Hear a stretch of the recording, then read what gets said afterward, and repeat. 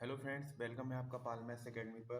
आज हम class 11th की एक्सरसाइज 10.2 के एनसीईआरटी सॉल्यूशंस को देखने जा रहे हैं, जिनको हम स्टेप बाय स्टेप बहुत इजी वे में आपको कराने का प्रयास करेंगे। तो चलिए देखते हैं क्वेश्चंस को। प्रश्नावली 10.2 क्लास 11th के, जिसमें उसने हमें पहला क्वेश्चन बोला है कि एक्स और वाई अक्षों का समीकरण लिखिए। तो चैप्टर इंट्रोडक्शन में आप देखते हैं कि अक्षों से जाने वाली लाइंस का जो रेखाओं के समीकरण है वो किस प्रकार से लिखते हैं। उसने हमें बोला है कि एक्स अक्ष और वाई अक्ष के समीकरण लिखिए, और क्वेश्चन नंबर 1 में बोला है कि 1 से 8 तक रेखा का समीकरण ज्ञात कीजिए जो दिए गए प्रतिबंधों को संतुष्ट करता हो, यानी इन स्थितियों से जो रेखा जाएगी उनका क्या करना है, हमें एक समीकरण लिखना है। तो चलिए देखते हैं इसके आंसर्स को। रेखा वाई अक्ष से जाने वाली रेखा का समीकरण। देखिए, जब कोई रेखा वाई अक्ष से जाती है यानी एक्स अक्ष के समांतर जाती है, तो आपको पता है कि जब वह वाई अक्ष के समांतर जाएगी या एक्स अक्ष के समांतर जाएगी, दो स्थितियों में रेखा समांतर जा सकती है, या तो वो वाई अक्ष के समांतर जाएगी या एक्स अक्ष के समांतर जाएगी। तो हम देखते हैं कि वाई अक्ष से जाने वाली रेखा के समीकरण में क्या होगा, हमारा एक्स का मान नियत नियत रहेगा, यानी एक्स नहीं बदलेगा। तो दूरी सूत्र का जब हम लगाते हैं तो x2 और x1 बराबर हो जाते हैं, इसलिए वाई अक्ष से जाने वाली रेखा का समीकरण बराबर x बराबर 0। ठीक है, तो ये हमारा वाई अक्ष के समांतर जाने वाली रेखा का समीकरण है। और अब हमारा आएगा एक्स अक्ष से जाने वाली जाने वाली रेखा का समीकरण, रेखा का समीकरण। जैसे हमारे जब वाई अक्ष से जा रही थी रेखा तो x बराबर 0 हो जा रहा था, उसी तरीके से जब x अक्ष से जाएगी तो हमारा y बराबर क्या हो जाएगा, 0। तो हमारा पहला क्वेश्चन यहाँ पर कंप्लीट हो जाता है। अब सेकंड क्वेश्चन को देखते हैं। सेकंड क्वेश्चन में उसने हमें बोला है कि ढाल 1/2 और बिंदु -4, 3 से जाने वाली रेखा का समीकरण ज्ञात कीजिए। ढाल दिया है उसने 1/2, और बिंदु जहां से वो रेखा जा रही है, कहां से जा रही है, -4, 3 से जा रही है। ऐसी रेखा का समीकरण ज्ञात करना है। इसके लिए हमारे पास सूत्र है। सूत्र क्या है हमारे पास, ढाल m व बिंदुओं x1, y1 से जाने वाली रेखा का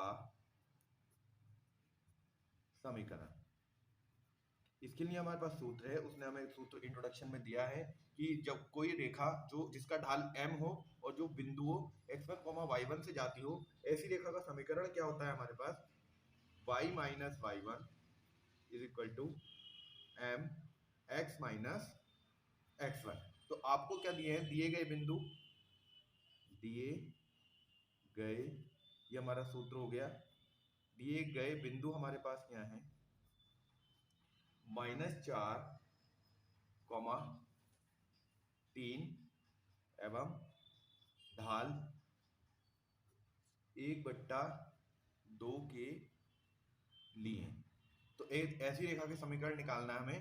तो हमारा देखिए, हमारा यहाँ पर x1 ये हो जाता है और y1 ये हो जाता है, ठीक है। और m का मान यानी रेखा का ढाल क्या दिया है उसने, 1/2 दिया है। तो आप सूत्र में रख दीजिए, मान सूत्र में रखने पर, मान सूत्र में रखने पर, तो जब हम मान को सूत्र में रखेंगे तो हमारा y माइनस y1 की वैल्यू क्या दिया है उसने, 3, और m की वैल्यू दे रखी है 1/2, और x माइनस, और x1 की वैल्यू कितनी दी है, -4। ठीक है, इसको थोड़ा सा सिंप्लीफाई कर लीजिए आप, y-3 आपका ऐसे ही आ जाएगा, और 1/2 आप इसको क्रॉस मल्टीप्लाई में ले जाएंगे तो यहाँ पर 2 आ जाएगा ये, और दूसरा इधर की साइड में क्या हो जाएगा हमारा, x प्लस 4। ठीक है, अब आप चाहें तो इसको एक साइड को भी लेकर आ सकते हैं। किस तरीके से लेकर आएंगे इसको एक साइड में, देखिए, इसको अंदर गुणा कर लीजिए पहले, 2y minus 6 is equal to x plus 4। अब एक साइड को इसको जब शिफ्ट करेंगे तो ये 2y minus x minus 6 minus 4 is equal to 0, और फिर हो जाएगा हमारा 2y minus x minus 10 is equal to 0। आप x को आगे भी रख सकते हैं, और x को जब आप आगे रखेंगे तो आपके पास इक्वेशन किस तरीके से आ जाएगी, ऋणात्मक चिन्ह से पूरी समीकरण को भाग करने पर, ऋणात्मक चिन्ह से गुणा कर लीजिए या भाग कर लीजिए, आप गुणा कर लीजिए ऋणात्मक चिन्ह से गुणा करने पर, तो आपके पास क्या आ जाता है समीकरण। देखिए हमने ऋणात्मक चिन्ह से जब क्यों भाग किया, क्योंकि जब मैं x को आगे शिफ्ट करूंगा तो वो माइनस का x प्लस का 2y और माइनस का 10 बना रहेगा। हमें x के आगे से माइनस हटाना है, इसलिए जब मैं इसको पूरे से माइनस को क्या करूंगा, भाग करूंगा, तो क्या आ जाएगा, x प्लस का हो जाएगा, 2y माइनस का हो जाएगा, और जो हमारा 10 है वो प्लस का हो जाएगा, इज इक्वल टू 0। तो ये हमारी रेखा का समीकरण हो गया, जिसका ढाल 1/2 और जो कहाँ से जाती थी, बिंदुओं 4,3 से जा रही थी। अब देखते हैं इसका तीसरा क्वेश्चन। तीसरे क्वेश्चन में उसने हमें बोला है कि बिंदुओं 0,0 से जाने वाली और ढाल m वाली रेखा का समीकरण ज्ञात करना है। तो हम इसको भी सेम इससे पहले वाले क्वेश्चन की तरह ही करेंगे, सूत्र भी हमारा समान ही रहेगा, सेम ही रहेगा। तो चलिए इस क्वेश्चन को भी देखते हैं। ढाल m व बिंदुओं 0,0 से जाने वाली रेखा का समीकरण। ठीक है, तो हमारे पास ढाल m और बिंदुओं 0,0 से जाने वाली रेखा का समीकरण के लिए हमारे पास सूत्र क्या है, y minus y1 is equal to m x minus x1, जो हमने इससे पहले भी क्या किया था, यूज किया था। अब इसी फॉर्मूले को हम यहाँ पर भी लगा देते हैं। तो चलिए हमारे पास x1 की वैल्यू और y1 की वैल्यू दोनों 0 दी हैं, तो यहाँ पर उसको रख दीजिए x minus 0 is equal to m की जगह m ही बोला है उसने, और x माइनस 0। तो यहाँ से आपके पास आ जाएगा y और यहाँ से क्या आ जाएगा mx। ठीक है, तो हमारे पास क्या आ गया, ये y is equal to mx, इसका आंसर हम इसको इस तरीके से भी छोड़ सकते हैं। तो हमारे पास रेखा ढाल m और बिंदु 0,0 से जाने वाली रेखा के लिए क्या समीकरण आ गया, y बराबर mx, इसका आंसर हो गया है। अब इसका चौथा क्वेश्चन देखते हैं। चौथे क्वेश्चन में वो हमसे बोल रहा है कि बिंदुओं 2,2√3 से जाने वाली और x अक्ष से 75 डिग्री के कोण पर झुकी हुई एक रेखा का क्या करना है, हमें समीकरण निकालना है कि वो रेखा 75 डिग्री के कोण पर झुकी है, यानी उसका ढाल 75 डिग्री का है, और जो कहां से जा रही है, हमारी 2,2√3 से पास हो रही है। तो चलिए इस क्वेश्चन को देखते हैं कैसे करेंगे। तो चलिए करते हैं इस क्वेश्चन को। देखिए उसने हमें कोण जो दिया है उसको 75 डिग्री दिया है, तो जो x अक्ष पर झुका है, और रेखा का ढाल हमारा m होता है, और m ही क्या होता है, हमारा tan थीटा होता है। तो रेखा का ढाल जो उसने tan थीटा का मान दिया है, उसने tan 75 दिया है। ठीक है, क्योंकि हमारे पास रेखा का ढाल m बराबर tan थीटा, और यहाँ पर पूरा एक फॉर्मूला होता है रेखा को के ढाल निकालने का। अब हमारे पास उसने थीटा दे दिया है, हमें ये पूरा मान चाहिए कि इधर को जो पूरा न्यूमेरिकल वैल्यू होती है वो कैसे होगी। तो tan 75 दिया है उसने, tan 75 को मैं किस तरीके से लिख सकता हूँ, tan 75 को हम लिख सकते हैं 45 प्लस 30 करके। ठीक है, और यहाँ पर हमारा फॉर्मूला क्या बन गया, या यहाँ हमने इसको इस तरीके से लिख लिया है कि tan a प्लस b, और tan a प्लस b हमारा एक सूत्र होता है, वो क्या होता है, tan a plus tan b upon 1 minus tan a tan b। ठीक है, तो आप वैल्यू पुट कर दीजिए जिस तरीके से आपने उसको ब्रेक किया है। तो आपने पास tan a की वैल्यू क्या है, tan 45 प्लस, और tan b की वैल्यू क्या है, tan 30 बट्टे नीचे क्या आ जाएगा, 1 माइनस tan 45 इंटू tan 30। ठीक है, और यहाँ पर आप इसकी सभी वैल्यू पुट कर देंगे तो आपके पास किस तरीके से आ जाएगा, tan 45 का मान होता है 1 प्लस tan 30 का मान कितना होता है, 1 अपॉन √3 अपॉन 1 माइनस tan 45 का मान 1 इंटू इसका मान 1 अपॉन √3। इसको सॉल्व कर लीजिए आप, आपके पास एलसीएम मेथड से कितना आ जाएगा, √3 प्लस 1 अपॉन √3, और आप मल्टीप्लाई करके इसको भी नीचे की तरह करेंगे सॉल्व, तो आपके पास आ जाएगा नीचे √3 माइनस 1, और ऊपर क्या पहुंच जाएगा यहाँ से √3। तो √3 से √3 जब आप कट कर लेंगे तो आपके पास ये पूरी वैल्यू किस तरीके से आएगी, √3 + 1 और √3 - 1, और ये आपके पास किसका मान आ गया है, tan 75 डिग्री का मान आ गया है। ठीक है, आप m की वैल्यू एज इट इज इसको इस तरीके से ही यूज करने वाले हैं। ये आपकी m की वैल्यू है जो उसने थीटा बना कर दी थी, आपने दोबारा से उसको किसमें, न्यूमेरिकल वैल्यू में, नंबरिक वैल्यू में क्या कर लिया है, चेंज कर लिया है। अब आपके पास जो पुराना वाला सूत्र है, एक रेखा का जो बिंदु हो किसी x1 और y1 से जाती हो और ढाल उसका कुछ दिया हो, ऐसी रेखा का समीकरण निकालने के लिए कौन सा सूत्र है हमारे पास, सूत्र क्या होता है हमारे पास, जो रेखा ढाल m हो और जो बिंदु x1, y1 से जाती हो, y - y1 is equal to m x - x1। आपने ये सूत्र पहले के 3 क्वेश्चंस में भी लगाया है, तो सेम क्वेश्चंस में आप यहाँ पर भी लगा देंगे। आपको बिंदु दे रखे हैं 2, 2√3, और आपके पास m की वैल्यू क्या निकल कर आई है, आपने अभी सॉल्व की है कि √3 + 1 और √3 - 1। तो चलिए फॉर्मूला अप्लाई कीजिए। 1 y - y1 की वैल्यू क्या है आपके पास, 2√3, और m की वैल्यू क्या है, √3 + 1 अपॉन √3 - 1। ठीक है, और यहां पर से आपकी x - x1 की वैल्यू क्या है आपकी 2। तो हमने वैल्यू पुट कर लिए। अब इसको थोड़ा सा सिंप्लीफाई करना पड़ेगा आपको, इसको क्रॉस मल्टीप्लाई में ले जाइए y के साथ, तो जाएगा ये √3 - 1, और यहाँ से आ जाएगा आपका y - 2√3, और यहाँ से आपके पास क्या बचा, √3 + 1, और दूसरा हमारे पास बचा है x - 2। अब ब्रैकेट्स के अंदर मल्टीप्लाई कर लीजिए आप इसको, √3 का आप कर लीजिए पूरे ब्रैकेट से y - 2√3, और -1 का भी कर लीजिए पूरे ब्रैकेट से y - 2√3। सेम तरीके से इधर भी हो जाएगा हमारा √3 का x - 2 से, और +1 का x - 2 से मल्टीप्लाई हो जाएगा, और आपके पास क्या हो जाएगा, ये सिंप्लीफाई करते हुए जा रहे हैं हम लोग, तो यहाँ से हमारा आंसर हमारा स्टेप बाय स्टेप इसका आएगा। आप कुछ भी स्टेप इसका स्किप नहीं करेंगे, क्योंकि आप स्टेप बाय स्टेप क्वेश्चन को लेकर चलेंगे तो आपकी गलती होने के चांस आपके नेग्लेक्ट हो जाते हैं, बहुत नहीं के बराबर होते हैं।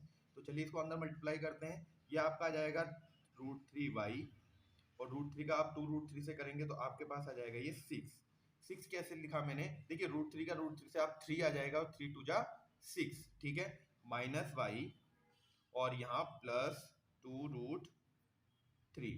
सेम तरीके से यहाँ पर कर लीजिए x√3, और दूसरा हमारा आ जाएगा 2√3, यहाँ पर आ जाएगा x, और यहाँ पर क्या आ जाएगा 2।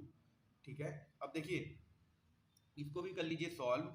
आपके पास सारी चीजें एक साइड को ले आइए आप लोग, आपके पास किस तरीके से आ जाएंगी चीजें, देखिए √3y, और आपके पास -6 है, -6 -y भी है 2√3, और यहाँ से भी आप कुछ चीजें लेकर आने वाले हैं, तो ये हो जाएगा x√3 + 2√3 - x + 2 = 0। ठीक है, आप इसको सिंप्लीफाई कर लीजिए, एक जैसे पदों को आप जोड़ सकते हैं या घटा सकते हैं। तो यहाँ से आपके पास देखिए -6, और न्यूमेरिकल वैल्यू दूसरी कौन है, +2, तो आपके पास कितना आ जाएगा यहाँ से -4। आपने इसको सॉल्व कर लिया है और इसको सॉल्व कर लिया है। ठीक है, आपके पास यहाँ से क्या आ जा रहा है, ये 2√3 और ये 2√3, आपके पास 4√3 हो गए हैं। ठीक है, आपने ये स्टेप भी आपने सॉल्व कर लिया है। अब यहाँ से x√3 और यहाँ पर खाली x है, तो इसको हम क्या लिख लेते हैं, एक साथ लिख लेते हैं x√3 और -x। आपने इनको भी क्या कर लिया है, सॉल्व कर लिया है, और √3 -√3y और -y आपके पास इस तरीके से आ गए। इसको थोड़ा अच्छी तरीके से लिख लेते हैं हम लोग। इस तरीके से लिखेंगे, देखिए आपके पास x और -x √3 है, इंटू -x है, माइनस y माइनस क्या है आपके पास 4 + 4√3, और बाकी क्या है आपके पास +√3y - y। ठीक है, = 0। अब कुछ चीजें कॉमन ले लीजिए आप लोग, यहाँ से आप क्या कॉमन ले सकते हैं, आप x कॉमन ले सकते हैं। आप x अंदर कॉमन ले लेंगे तो आपके पास x के बाद कॉमन लेने के बाद आपके पास क्या आ जाएगा यहाँ से, या हम इसको x कॉमन नहीं भी लेंगे तो हम इसको इतना भी छोड़ सकते हैं, कुछ चीजें कॉमन लेकर भी हम इस चीज को बना सकते हैं। किस तरीके से बनाएंगे चलिए देखते हैं।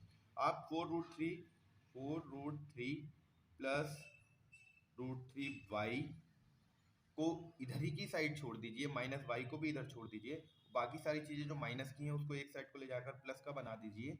√3 और माइनस ये हो गया प्लस का x और प्लस का 4। ठीक है, तो आपका आंसर इस तरीके से यहाँ पर ये आ जाएगा। आप इसको इतना छोड़ सकते हैं, इससे ज़्यादा सिंप्लीफाई करके इसको साइड्स में लेकर जाकर भी आप कर सकते हैं, और आप इतना भी करेंगे तो आपका क्या हो जाएगा, क्वेश्चन ये कंप्लीट माना जाएगा। ठीक है, अब नेक्स्ट क्वेश्चन देखते हैं। फिफ्थ क्वेश्चन पढ़ते हैं इसका। फिफ्थ क्वेश्चन में उसने हमें बोला है कि मूल बिंदु के बाईं ओर यानी हमारा उल्टे हाथ को 3 इकाई दूरी पर प्रतिच्छेद करने तथा ढाल 2 वाली एक रेखा का समीकरण ज्ञात कीजिए। बाईं ओर करना है हमें, तो देखना पड़ेगा कि भाई x को बोल रहा है, वो एक्सिस पर ही बोल रहा है, तो आपको ये पता होना चाहिए कि बाईं ओर x एक्सिस पे प्लस होता है या माइनस होता है। चलिए क्वेश्चन के आंसर को देखते हैं। और ढाल उसने हमें 2 दिया है, करते हैं इस क्वेश्चन को। देखिए क्वेश्चन में उसने बोला था कि मूल बिंदु से बाईं ओर 3 इकाई दूरी पर, तो हमने जब कार्तीय तल में इसको निरूपित किया तो हमें ये बोला है उसने कि एक्सिस पर देखना है, एक्स अक्ष पर देखना है, तो y हमारा 0 हो जाता है एक्स अक्ष पर, और 3 इकाई दूरी पर जब हम लेंगे तो हमारा बाईं ओर एक्स एक्सिस किसका होता है, माइनस का होता है। तो हमारे पास इसके कोऑर्डिनेट क्या आ जाएंगे, -3,0 एवं ढाल क्या आ जाएगा, एवं ढाल उसने बोल रखा है, ढाल कितना दिया है, ढाल उसने हमें ढाल दिया है उसने हमें 2 वाली रेखा का समीकरण। ठीक है, तो आपके पास फॉर्मूला वही चल रहा है आपका y minus y1 is equal to m x minus x1।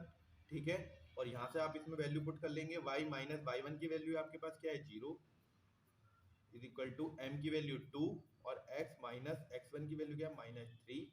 इसको सिंप्लीफाई करेंगे तो यहाँ से आ जाएगा y is equal to 2x plus 3, multiply कर लीजिए अंदर, y is equal to 2x plus 2 3 जा 6। ठीक है, अब थोड़ा सा सिंप्लीफाई कर सकते हैं इसको आप लोग। आपके पास किस तरीके से आ जाएगा आंसर, ये 2x minus Y plus 6 is equal to 0। ठीक है, तो आपके ये 5 क्वेश्चन यहाँ पर कंप्लीट हो गए हैं। और नेक्स्ट क्वेश्चन देखेंगे हम, 6 क्वेश्चन इसका।